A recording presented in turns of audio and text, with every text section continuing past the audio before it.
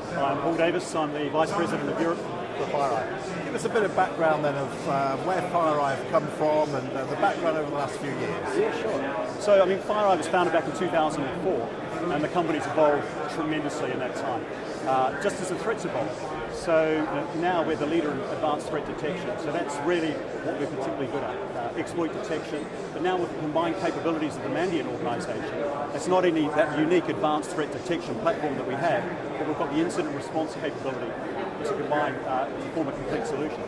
How have you seen the security market changing over that period of time?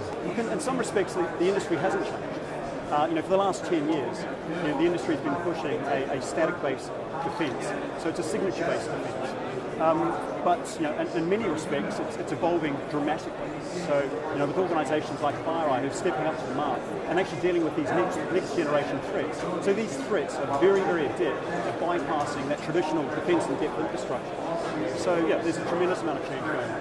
2014 already for you has been a year of lots of releases, new products on the market. What have been the things that you've had to identify within security and act upon in order to release those new products?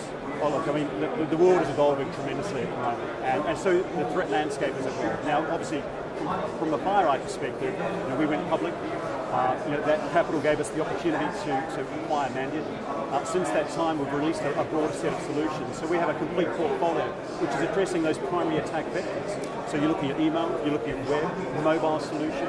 We're addressing the IPS market. We're stepping in with our threat analytics platform into that SIM space.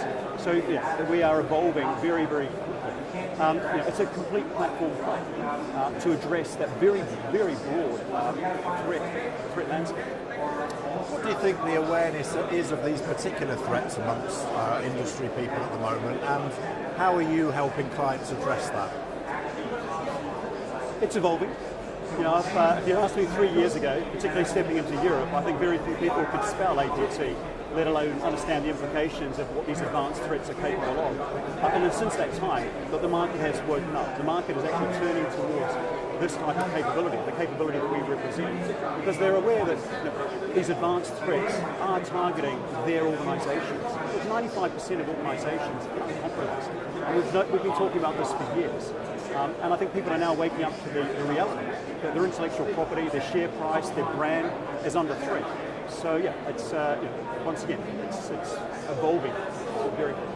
Well, we're here at the Infosecurity Show 2014, and we filmed one of the halls at Earl's Court with different companies providing support for different threats and attacks and different aspects of the security industry.